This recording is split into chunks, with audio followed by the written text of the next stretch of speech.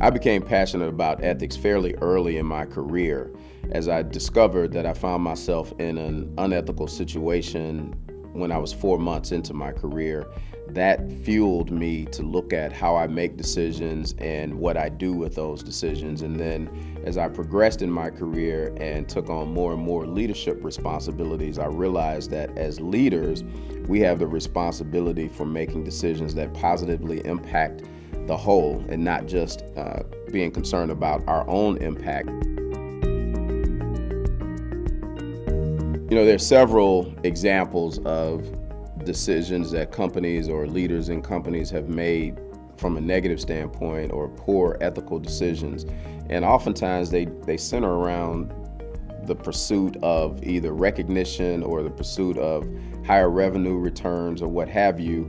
There are some great examples, even if you look at what we all commonly talk about, which would be MCI WorldCom or the other companies early in the 2000s that had some issues, Enron and all of those. But even more recently, you've had companies like Toyota who knew they had some defective parts in their vehicles but continued to produce them. You had Wells Fargo doing bad loans and making decisions. And in both of those cases, those decisions that individuals in the companies made seemed to center around the idea of let's hide things that we know aren't really right so that we can continue to hit the numbers that we need to keep the shareholders happy. I think leaders should approach difficult decisions by having some kind of model that they use to make those decisions.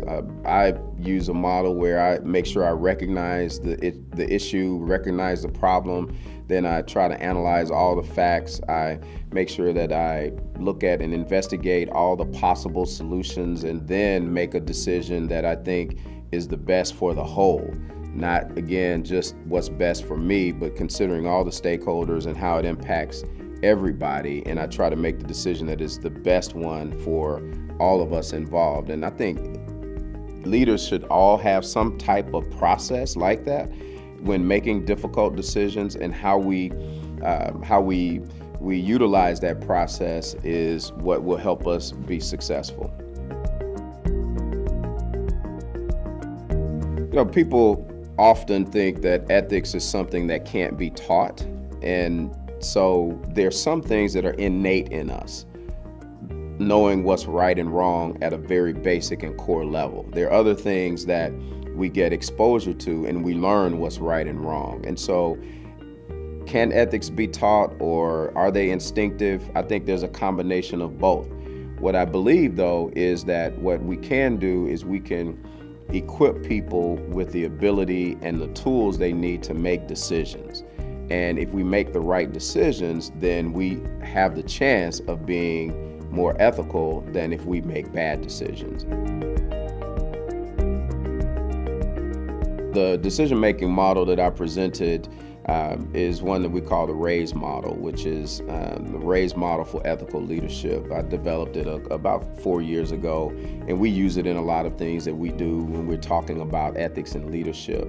RAISE is an acronym that stands for recognize, analyze all the facts, identify possible solutions, and solutions is plural because typically people think about one or two options. Either I participate in the unethical behavior or I quit my job.